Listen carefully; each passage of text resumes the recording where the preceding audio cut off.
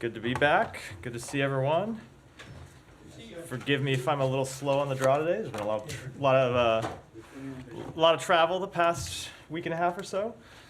Ellen, you want to do the honors? Thanks, Matt. I'm impressed you're here today. We'll see. We'll see if you still feel that way at the end of this briefing.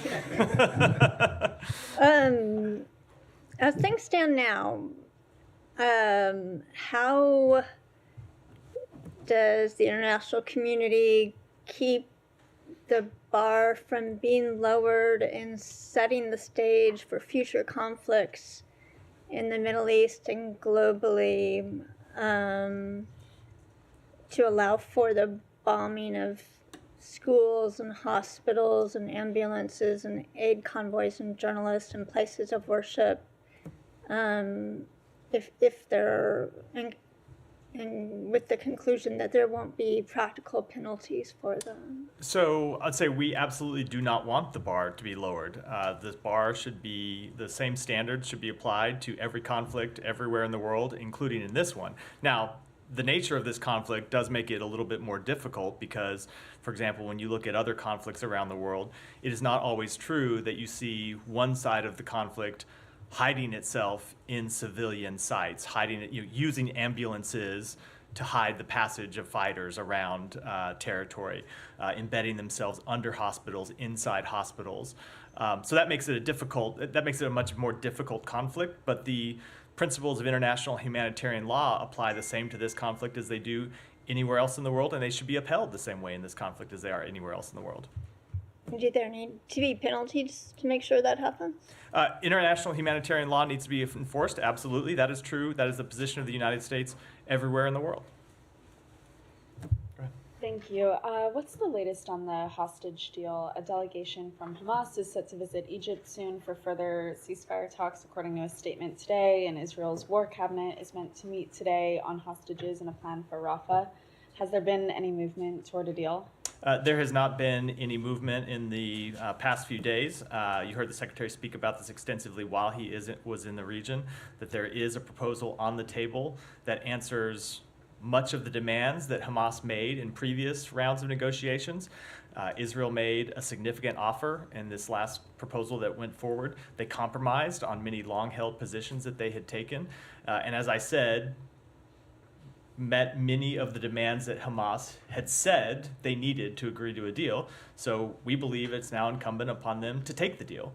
The deal that they demanded, that has been offered, they should accept and move forward. It is Hamas that is the only barrier to a ceasefire right now, an immediate ceasefire, and we are waiting their response. Why do you think they've taken so long? I am not at all going to put myself in the heads of the leadership of Hamas.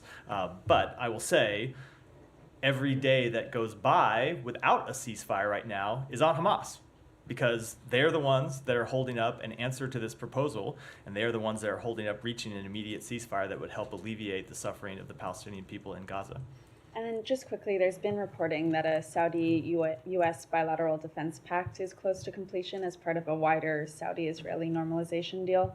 When do you plan to announce the full plan, and how confident are you that it will materialize if no truce between Israel and Hamas is reached? So I'm not going to speak to a U.S.-Saudi defense pact in specific terms. What I will say is that the Secretary did meet with the Crown Prince of Saudi Arabia this week when he was in Riyadh, as he's met with him on previous meetings, and we are very close to reaching an agreement on the bilateral pieces of a normalization agreement. The normalization agreement would, of course, be between the Saudi Arabia and Israel, but as part of the bilateral piece, the package that is between the United States and Saudi Arabia, we are very close to reaching an agreement on that. There are a few details that we have to continue to work through, but we think we can reach agreement on those details in very short order. There is still more work to be done on a separate piece of that, which is the proposal for a pathway to a Palestinian state, but we are actively discussing that with our Saudi counterparts, as we are with the broader group of Arab countries that the Secretary met with also Monday in Riyadh, where we were looking at not just a path to two states, but also the reconstruction of Gaza, governance in Gaza, security for Gaza. So we are working on all of those. Some pieces are further along than others, the bilateral piece between the United States and Saudi Arabia most relevantly, and some pieces are a little bit further along, but we hope to make progress on that and have the agreements ready to put forward as soon as is possible. So, sorry, just to clarify, you're close on U.S.-Saudi part, Correct. but not the Israeli part. Let me unpack that a little bit. Okay. The idea of this agreement is that you would have a bilateral piece that are agreements between the United States and Saudi Arabia. I'm not going to speak to those in specific, but the details of them have been widely reported. I think everyone knows what they are. As part of that, there would also, and that part is fairly well advanced, and the Secretary has spoken to this. We have work to do to finalize some of the details, but we are very far along. I think the Saudi Foreign Minister also spoke to this on Monday in Riyadh after we met with him. Separately, and it will, I say separate, but it will be a part of this package. There are pieces that relate to the establishment of an independent Palestinian state with security guarantees for Israel. That's something that's important to the United States. It's something that is important and essential to Saudi Arabia and would be a key part of the deal. So while there are pieces of it that are closer than that, the entire package will include all of those pieces together. And how confident are you that that will materialize while there's no truce between Israel and Hamas? So we could reach an agreement. This gets a little bit of speculating about timing, because we don't know whether there'll be a ceasefire. That's in Hamas's hands right now. But I'll say we could reach an agreement with Saudi Arabia on what this package ought to look like, and we could reach agreement with some of the other Arab countries we're working with about what the broader package looks like, right? Not just normalization, but the post-conflict issues that relate to Gaza. But Saudi Arabia has been very clear for this. Putting a proposal on the table is one thing, a proposal that we could take to Israel, but there will be no agreement in this regard while the conflict in Gaza is still raging. Saudi Arabia has made very clear that as part of any normalization deal with Israel, they have two requirements. One, calm in Gaza, and two, a path to an independent Palestinian state. So you could see where we might reach agreement with Saudi Arabia on what this package ought to look like, but in terms of an actual deal that includes normalization with Israel, there needs to be calm in Gaza. And sorry, just one more follow-up. Netanyahu has repeatedly objected to a Palestinian statehood, a key condition for Saudi to agree to normalization, as you've said. What's the point of your progress with Riyadh if in the end Netanyahu will end up objecting anyway? So the Secretary has spoken to this in detail a number of times, including quite extensively in Israel in January when we first put together this group of Arab countries with whom we wanted to work on these issues. And the point he made then, and it continues to be our point today, is that we believe broader integration is key to Israel's long-term security. It's not just the right thing to do for the Palestinian people, and it is very much the right thing to do for the Palestinian people to answer their legitimate political aspirations. It is also the best thing that you can do to achieve Israel's long-term goal, the goal they have had, the goal that Israel's had since the founding of its country, which is normal relations with its neighbors. It would provide broader security to Israel. It would isolate Iran, and significantly, it would address some very real challenges Israel is going to face in Gaza when you look at the end of this conflict, with figuring out how to rebuild Gaza, with figuring out how to provide security to Gaza. So ultimately, the government of Israel will have to make the choice about what's in the best interest of their people. But for the United States, we have a point of view. We're going to work to finish up the proposals that we are working on with our Arab partners, and we're going to put that point of view forward, and Israel can decide. Thanks, Go ahead. Following up on Daphne's question, I understand you could reach an agreement, I guess, in principle with the Saudis on this bilateral component, but is there any world in which that would be operationalized without this broader mega two-state normalization deal? We have been very clear, Saudi Arabia has been very clear, that this is a package deal that would include a bilateral component and also include a path to two states. So there was no discussion in the meetings in Riyadh about breaking off that bilateral piece No. and getting it into No. Okay.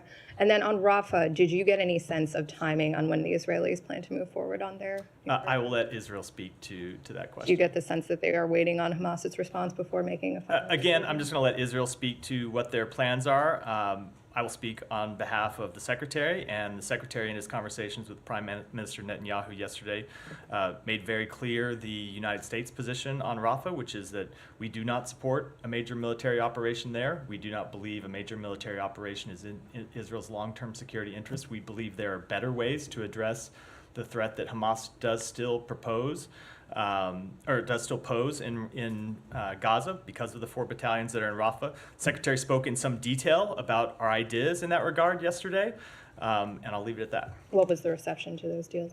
We had a very direct conversation about it, and I'll just leave it at that. And did you get any sort of commitment, or is it your understanding that if a deal was reached on the hostages and ceasefire, that Israel would not move forward on Rafah incursion? I think let's take it one step at a time. The proposal that is on the table right now, as I said, is a significant offer that would achieve an immediate ceasefire. That is our goal. That's what we're trying to accomplish. We have always said that if we get a ceasefire, we want to work to build enduring peace, enduring calm from that ceasefire. But let's get a ceasefire first, and then we can talk about And if I could quickly, what would be the next steps. on the determinations under Leahy law, are there any updates on the status of cutting off military assistance to that 5th unit? No, with that one remaining unit, we are still engaged in a process where we're collecting information from the government of Israel that they have provided to us and examining that information. Is that And new I don't- information? one second. I don't have a timetable. Is there new information since the last time you guys said there was new information? Have they presented Which is even what, more a couple information? days ago? Couple days when ago, Fanon said yeah. that? No. Okay. It's Michelle, did you have, she answered? Okay. Saeed, go ahead. Thank you. Just to follow up on something that Ellen raised on the hospitals and ambulances and so on, I want to bring your attention. I don't know how we could, probe this issue further. A Palestinian surgeon, Adnan Ahmed al-Bursh, was killed on the 19th of April. He was taken from Shifa Hospital back in December and was killed by the Israelis recently. I mean, he was shot, I guess, in cold blood and so on. Is there any way that the United States could look into this issue and find out the authenticity of such a... I'm not familiar with that case. I'm happy to Okay. see if we have any further information. All right, just to follow up on a couple of things. Now, you said that it's a generous offer. Everybody used that word and so on.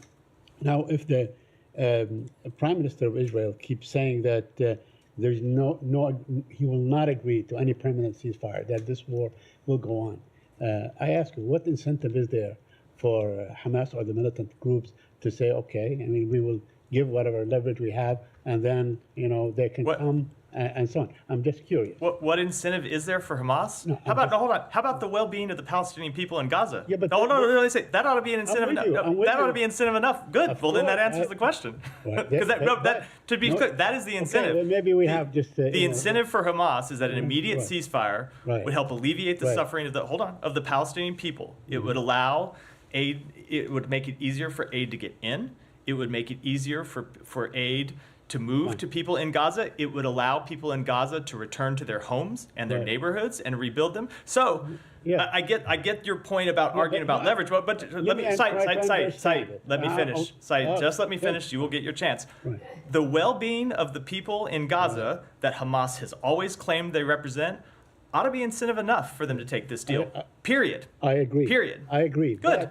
But the Prime Minister is not committing himself to a ceasefire. He's saying that this war will continue. I'm saying that in the long run, he has the prerogative to continue this war however they please.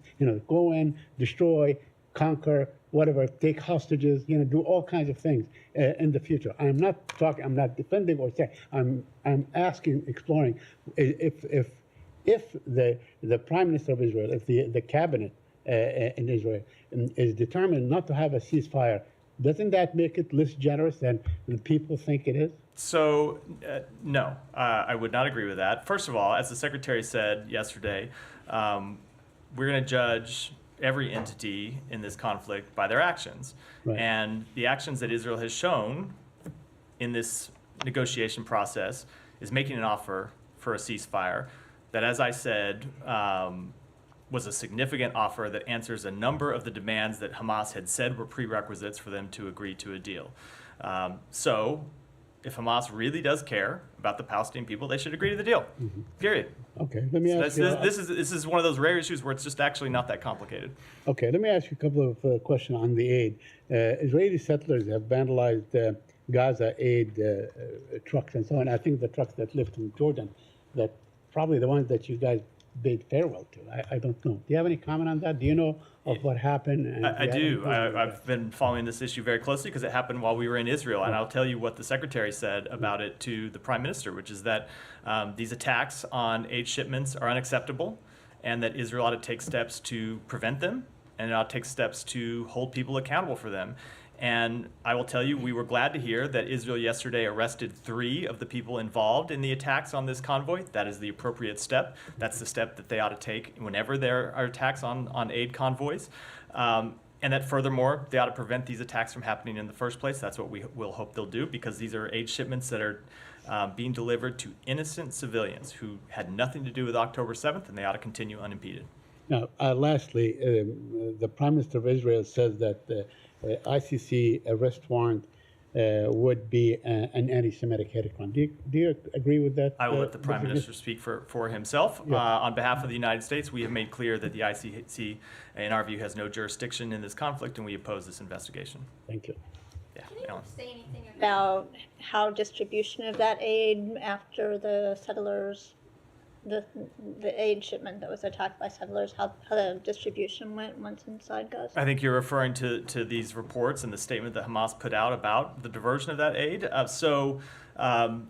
Those aid convoys came from Jordan into Erez crossing, which was just opened, something that the president insisted on in his April 4th phone call with Prime Minister Netanyahu. Yesterday was the first major shipment of aid from Jordan over this new land route through Erez crossing. The convoys from the Jordan military that brought the aid in unloaded the aid inside Gaza. It was then picked up by a humanitarian implementer for distribution inside Gaza. And that aid was intercepted and diverted by Hamas on the ground in Gaza. And ultimately, the UN is either in the process or has by now recovered that aid. But it was an unacceptable act by Hamas to divert this aid to begin with, to seize this aid. We have made clear that it's an unacceptable act. I think the UN partners will be also making clear that it's an unacceptable act. If there is one thing that Hamas could do to jeopardize the shipment of aid, it would be diverting it for their own use rather than allowing it to go to the innocent civilians that need it. So they certainly should refrain from doing that in the future. Has this been a widespread issue, Matt? No, No. it is not. This is the first widespread case of diversion that we have seen. Hamas had diverted these trucks for some time not the original, just to be clear, so that could be misleading. The original trucks came in, unloaded the aid. They were then picked up on different trucks for distribution inside Gaza. They did divert those trucks. They were held for some time. To my understanding, the aid has now been released. It's been returned to the humanitarian implementer that was responsible for it in the first place. And we have made clear, and we think the United Nations relief organizations involved will also make clear it's an unacceptable act that Hamas should not repeat in the future because it jeopardizes the delivery of aid to the Palestinian people. But in terms of the number of occurrences that Hamas has diverted aid, how many times would you say this has happened? There may have been minor ones in the past. I can't speak to mine. This is the first major diversion of aid. And as I said, it ultimately has now been returned to the humanitarian implementer, so it will get where it needed to go. But that doesn't change the fact that it was an unacceptable act. And what happened to the team that was with the aid at the time? I can't speak to that. I don't have the Do you know details. which- I do know that they are all safe now. Do you know which organization it was? I do, but I don't think it's my prerogative. It should be my prerogative to speak for them. Anything else on the region before we go, Michelle? Yeah. Are you talking now about a permanent ceasefire or a temporary ceasefire? And did you talk to and how will you build on it, as the secretary has said yesterday? And second, did you talk to the Israelis about their northern front with Hezbollah?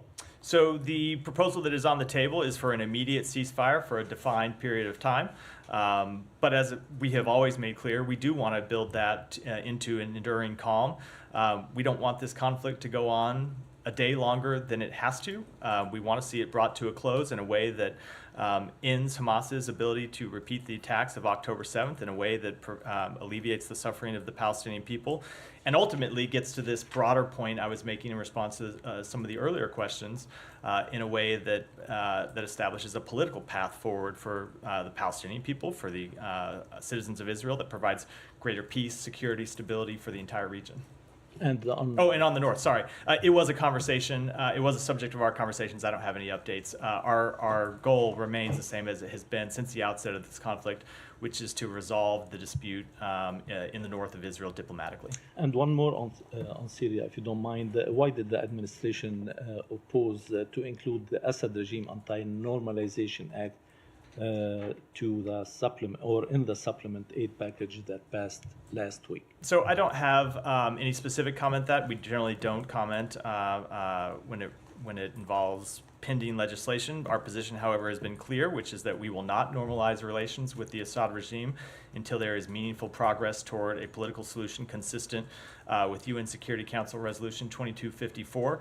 Our sanctions remain in full effect. I know that was one of the other pieces of this particular legislation, and we remain committed to using all tools at our disposal to promote accountability in Syria, including by issuing sanctions under the Caesar Act and other authorities. Thank you. Different. Sure, go ahead. Also under the Syria policy, it's reported that the Caesar Act that you just mentioned expires at the end of this year. Are you guys looking to extend that? I'll have to take that one back and get you a specific answer. Yeah. And secondly, just can you talk about, there was a group in Bahrain today claimed to have attacked Israel. That seems to be a new, if accurate and true, that's a new front that's open. Is it the department's assessment that U.S. policy towards trying to contain this conflict in Gaza is successful today? So I'm not aware of that report, so I wouldn't want to comment on it or the veracity of it specifically, but it has been our goal to prevent this conflict from spreading. We've seen a couple of points where or a couple points since October 7th where there have been the serious potential of it spreading and having it escalate, and you've seen us work quite intensively during that period. Of course, the last month with respect to Iran was one of the most intense periods. So it continues to be our goal, and it is something that you have to work on every day when you see the conflict in Gaza continue. Obviously, it adds to tensions in the region, and so it is a type of thing that you can never rest on in terms of trying to prevent the conflict from spreading. Go ahead. My question's out of the region, if that's okay. Go ahead. Okay. I wanted to ask if the State Department is aware of the American that has gone missing in Mexico on a surfing trip. Jack Carter rode along with 2 Australians. Was wondering if the State Department's aware, is working on it, and or has comment. There may be people who are aware of it. I'm not personally, and often I think, as you know, that we have Privacy Act rules when it involves cases of Americans overseas. I'll have to take that back and get a more check with others in the building to see if we have a more specific answer. Okay. Thank you. 2 topics. Russia first. I was wondering, in light of your latest finding that Russia has been using chemical weapons in Ukraine, is the department getting any closer to state the obvious, that Russia is a terrorist state? We have not changed our position with regard to that designation, but it in no way changes the actions that we have taken to hold Russia accountable. You've seen since the outset of this conflict, the United States imposing sanctions on Russia, imposing export controls on Russia. We imposed new sanctions on Russia yesterday. You've seen us use our diplomacy to press other countries to stop their support from Russia, for Russia. That was a focus of the Secretary's recent trip to China, where he made clear that China should stop supporting Russia by rebuilding its defense industrial base, and also making clear that if they didn't take action, we would.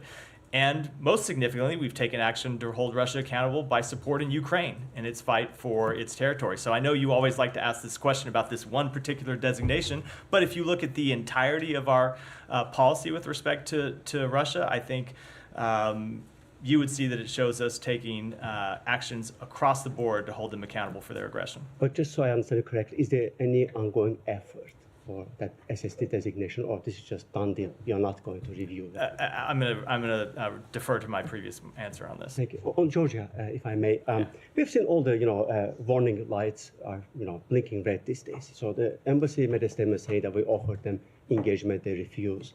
We have heard Olga Ivanishvili's statements about the U.S., the NGOs. I don't want to repeat everything he said, but there are calls from the Hill for policy shift. I know that you made it clear that you are deeply concerned, but that's not enough. So when is it going to? Are you going to make policy claims now, or are you going to ask a question, Alex? No offense, but when is it the right time? When is it the right time for the U.S. government to announce the policy shift? So I will say, as we reiterated in the statement we put out last night, we are deeply concerned with the legislation that is currently working its way through the Georgian legislature. And we're also concerned and condemn the false narrative that government officials have adopted to defend it. The legislation and the anti-Western rhetoric of Georgia Dream's leadership has put Georgia on a precarious trajectory that jeopardizes Georgia's Euro-Atlantic path and undermines the U.S.-Georgia relationship. It is still draft legislation, and I'm not going to comment on specific responses that we might take or preview specific responses that we might take while it remains pending legislation. But I think we have made quite clear how seriously we take this issue and how concerned we are about it. How closely the secretary has been involved into this? We haven't heard from him on this very topic. I can assure you he's watching it incredibly closely. Even on our travels around the world and other countries, it's something that he's regularly updated on. Thank you. Janie. Thank you, Matt. Two questions, if I might. National Security Communication Advisor Kirby said this morning about the Russian refined petroleum, and the shipment have already pushed North Korea import above the 500 barrel annual cap mandated by the UN Security Council March alone. Russia shipped more than 165,000 barrels of refined petroleum to North Korea. So annual refined oil import limit is 500 barrels. Kirby said the 165,000 barrels transactions was over the limit. 1,065,000 is less than the actual import limit of 500,000 barrels. What is the North Korea's actual annual limit on the refined petroleum import? So I'm not going to speak to that number. I will just say that the United States will continue to impose sanctions against those working to facilitate arms and refined petroleum transfers between Russia and the DPRK. We are currently working with our partners, including Australia, the European Union, Japan, New Zealand, the Republic of Korea, and the United Kingdom to announce new coordinated sanctions designations this month. Do you think Kirby made? I think I just violated one of my own rules. How many times have I say I'm not going to preview sanctions actions? Yeah, quick. It's always an exception to every rule. No, but do you think Kirby made a little mistake about numbers? No, I will defer to him to comment. Okay, on one more his quick. remarks. Regarding terrorist threat alert, South Korea's National Intelligence Services reported that North Korea is searching for terrorist attacks targeting diplomatic missions and officers abroad. Can you give us some comment, or are there any terrorist threat alert for U.S. diplomatic missions or abroad? The safety and security of our personnel is our number one priority. I don't have any specific assessment to offer, but we are constantly monitoring the situations around the world and adjusting to events as is appropriate and necessary. Thank you. Shannon. Thank you. I know these cases have been addressed from the podium before, but I wanted to ask about Brian Hagerich and Ryan Watson, the two Americans who are facing more than a decade behind bars in Turks and Caicos potentially for carrying a relatively small amount of hunting ammunition in the country. Do you have any updates on their cases or assistance that the State Department might be offering? So the safety and security of United States citizens is our first priority, and as you know, oftentimes we are limited in what we can say about some of these cases. There are times when there's much that I'd like to say from this podium that I'm not able to for privacy reasons, but we are aware of the arrests of U.S. citizens in Turks and Caicos. When a U.S. citizen is arrested overseas, we stand ready to provide all appropriate consular assistance, and we do that in every case where we can. And just as more generally speaking, there have been a spate of high-profile cases involving U.S. citizens who are facing very serious punishments for carrying what would be considered domestically innocuous items into foreign countries. Is the State Department considering any action to either warn Americans or address the issue by perhaps coordinating with TSA to stop them from carrying these items overseas? Well, presumably, if you make it through you shouldn't be able to make it through an airport with ammunition in the first place.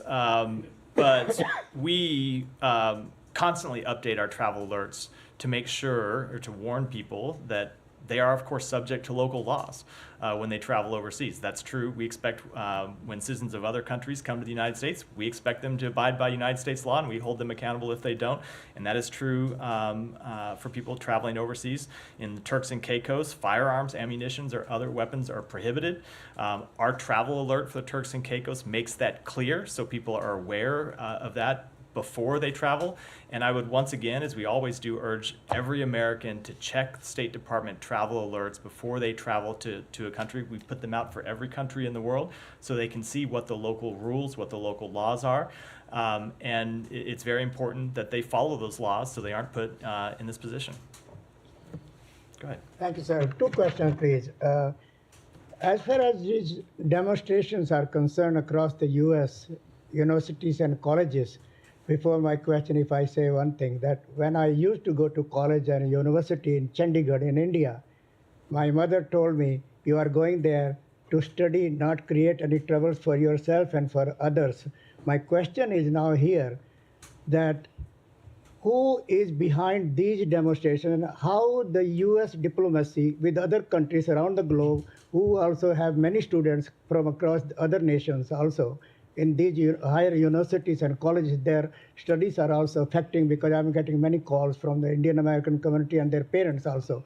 So how the relations affecting as far as these demonstrations are concerned, violations are going on and breakings and all that. We never heard in the US as far as students and in colleges and universities, except during Vietnam War, because there was a cause, because America was involved in the Vietnam War, but America is not involved as far as these what's going on in the Palestine and other places. So the president spoke to this earlier today, and I don't have much to add to his remarks. But the thing that he made very clear is that one of the things that makes this country great is the right to free expression and free speech. And we welcome free speech and we welcome free expression, even when it is people protesting in opposition to policies that we have promulgated in this administration. But it's also true that we expect people to follow the law, and law enforcement has a right and responsibility to enforce the law when people don't. Leave it at that. One more. My other question, please. Thank you so much. These are in connection with that. In one side, India's largest democracy is going on elections, like more than 700 million people are going elections. In Pakistan, other side, in the parliament of Pakistan, they are saying that US and IMF and other countries should not give any aid to Pakistan because it's not reaching to the basics people are needing today. And parliamentarians are saying that Pakistan is now going bankrupt, and Pakistan's prime minister is going in the Middle East, Saudi Arabia and IMF and all that, because otherwise Pakistan will break down and will be filing bankruptcy and all that. My question is, people of Pakistan are telling me and saying that US and other international institutions give aid to the basics in people for the development of Pakistan's. And at the same time, recently, State Department had 4 companies in China and Belarus that they were supplying ballistic missile parts to Pakistan. So in the one hand, they are saying in Pakistan is spending all this money on the ballistic missile parts and others, not on the people of Pakistan. What they are saying finally, look at India today and look at Pakistan today, and both countries got freedom on the same day. And today, India is one of the largest trading partner of the United States. So where do we stand? I was waiting for the question. that was a lot. I was wondering what the question was going to be. What message do we have for Pakistan from the Secretary of State? Yeah. That basics that Pakistan can be uplifted like India in the future and their people. So a couple of things. First, as it relates to the ballistic missile program, we make quite clear our position on that, including through the actions that we took last month that you referenced. But when it comes to efforts to stabilize its economy, including through reaching an agreement with the IMF, we support those efforts. We support the progress that Pakistan has made to stabilize its economy and manage its daunting debt burden. We encourage the government to prioritize and expand economic reforms to address its economic challenges. And our support for Pakistan's economic success is unwavering, and we will continue to engage with them through technical engagements as well as through our trade and investment ties, all of which are priorities of our bilateral relationship. Go ahead. Thank you, sir. Thank you, Matthew. Excuse me. Is the administration looking to admit into the United States refugees from Gaza? If so, how would the administration ensure there is no Hamas infiltration?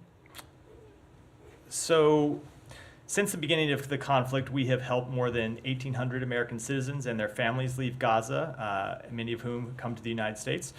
President Biden's direction, we have also helped and will continue to help some particularly vulnerable individuals, such as children with serious health problems and children who are receiving treatment for cancer, get out of harm's way and receive care at nearby hospitals in the region. And Palestinians may be eligible for a variety of existing pathways to enter the United States, such as immigrant or non-immigrant visas. We are constantly evaluating policy proposals to further support Palestinians who are family members of American citizens and may want to join them in the United States. I don't have any potential changes to preview at this time, but as is true everywhere in the world, we have strict vetting whenever we admit people to the United States. And Republicans have called for the administration to revoke visas of students on American college and university campuses who express support for Hamas. What's the administration's reaction to those calls? Would the administration do such a thing? I just don't have any comment on that. And one more thing. Yeah. What is the administration doing regarding Qatari funding of America's college and universities that critics have said have contributed to the Is there evidence of that?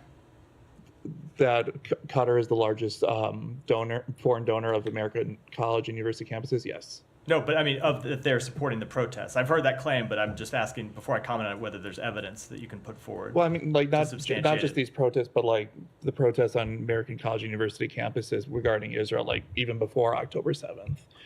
There have been critics who have said that Qatari money has, contributed to this Berlin right, like through funding like what critics university programs. Just what critics specifically, so I know what I'm responding to. The critics, yeah. No, but who? Like conservatives, foreign policy folks, like scholars. Before I respond to something in general, I'd like to see a piece of evidence or a specific. I would love to see a specific charge or piece of evidence before I respond to something that may or may not be true. I can send. Okay. Thank you. Yeah. Thank you. Vladimir Zelensky said last week that Ukraine and the United States are working on a new bilateral agreement on security and have already begun discussing a specific text of this agreement. Do you have any comments, confirmation? So I'm not going to speak to it in specific other than to say that we have made clear that we are working on ways to provide long-term support for Ukraine's security. Obviously, we provide significant assistance to Ukraine to defend itself from Russia's aggression, and we have been working on long-term security arrangements. That's something that the president made public around the time of the last NATO summit. Those discussions continue, but I'm not going to speak to them in any detail. One more question. Polish media reported last week that Poland has made a formal request to the US to deploy American nuclear weapons in the country. Is the United States discussing this? I don't have any comment on that. Go ahead.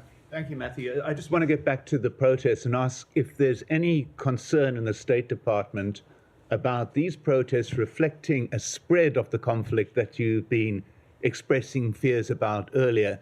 And secondly, have these protests at the universities featured in any of the conversations that the Secretary had on his recent trip? So when we speak to being concerned about the spread of the conflict, we're worried about kinetic conflict in the region. We're not talking about free speech on United States campuses. So I'm not sure I understand what the linkage is between the two. Well, it is a spread of but- conflict regardless in many people's eyes. That there is a conflict emerging on U.S. campuses as a direct result of Israel's actions in Gaza. Okay, it's a very different thing than what we're talking about when we talk about diplomatic efforts which are by nature overseas, to address the spread of the conflict between Israel and other terrorist organizations, between Israel and other countries in the region. That's specifically what we're referring to. It's in no way related to, I think, the actions you've seen on United States campuses. And then the second question, remind me again, was... Did it come up in any of the conversations? Yeah, it did come up somewhat in conversations, as you would expect. It's been all over TV. People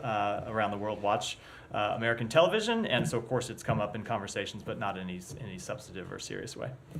Go ahead. Yeah.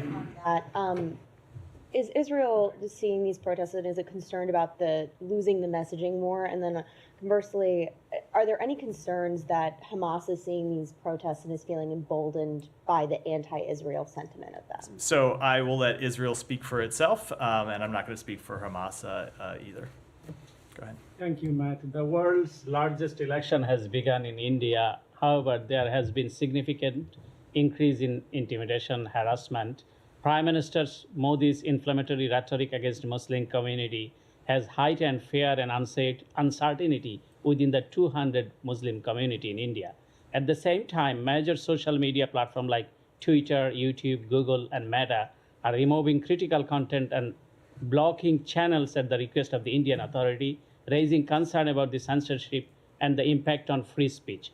What steps are being taken to protect these US-based social media platforms and ensure that the right to free expression is upheld? So let me take that one back if it regards to any specific actions, which is not to say there are any, but of course we support freedom of expression all around the world, in every country in the world. One more, can I draw your attention? One of my colleagues was asking a question about India, and it is very difficult.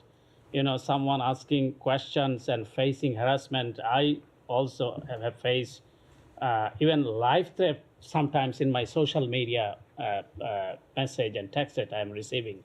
So, and they're questioning about the ethnicity. Is that a matter that someone is asking questions? He has to be, or he or she has to be that ethnicity or from that country's background in this briefing room? I don't even know where to go with that question. Obviously, we welcome people from all over the world, of any ethnicity, from countries all over the world, to ask whatever questions they want to ask us. Unfortunately, one of the sad features of social media is that people make all sorts of inappropriate comments and threats and intimidation. I see that on social media. I'm sure you do too. It doesn't make it acceptable in any way. Go ahead. Thank you. On the student protest in the U.S., have you found any sign of foreign intervention, be it social media campaigns, funding, etc.? It's not the kind of assessment we make here at the State Department, but no, we've not made that. Are you going to look for it, or it's not part of? It's just not. It's not the kind of thing that we do here at the State Department. So no. And on the bilateral agreement you have with Saudi Arabia, I got a bit confused there when you were answering at the beginning. So the disagreement that you are going to have with Saudi Arabia, is it tied to the conflict between Israel and Palestine? Because you said it's a package. Yeah, so I realized as I was going through it was probably a bit confusing. So in the normalization agreement, the potential normalization agreement that we are talking about with Saudi Arabia, there are several components. One component is a package of agreements between the United States and Saudi Arabia. Another component is normalization of relations between Saudi Arabia and Israel. And another package would be a path to two states for the Palestinian people. All of them are linked together. None go forward without the others. So obviously you're not going to have a finalized package to present to Senate to give the approval, to get Senate's approval. So my question is that a few of these components, like the AI or nuclear or the security agreement, all of that, can they be executive before the other components even being finalized? So I would say this is a package deal, but we are also putting the cart before the horse a little bit here and getting too much into the details. And that's because, as I said, one of the things that Saudi Arabia has made clear is a prerequisite for them agreeing to any normalization deal in the first place is calm in Gaza, which of course we don't have right now. And it's not the reason why we're trying to pursue a ceasefire. We're trying to pursue a ceasefire with the release of hostages for its own sake and the benefits it would bring. But it is absolutely one of the things that we would try to push forward should we achieve that ceasefire that includes the release of hostages. But you are going to go ahead with the nuclear agreement regardless of what is happening. No, as I just said, it is a package deal. And Geeta, go ahead and we'll wrap for the day. Thank you, Matt. Couple of questions on Iran. You may have seen that the BBC World has obtained some documents which seem to be minutes of a hearing in Iran on the reason and the how and when and who caused the death of Nikah Shah-Karami, one of a teenage protesters a couple of years ago. The UN spokesperson suggested that if these documents were presented to the UN Human Rights Council, that they could start a proceeding, look into it, those conversations that outline how she was killed.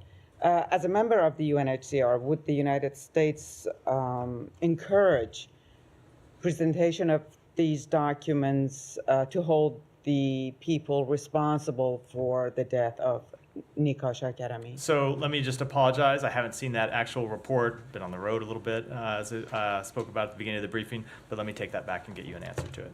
Okay, it's kind of follow up, but it can go separately. I'll get you an answer. If you have a follow up, we can get an answer. Well, the follow up could be separate. I mean, it's not dependent necessarily. Go ahead. So the Iranian constitution, the constitution of the Islamic Republic, actually, it says that the supreme leader sets the policies and is the ultimate decision maker in the country.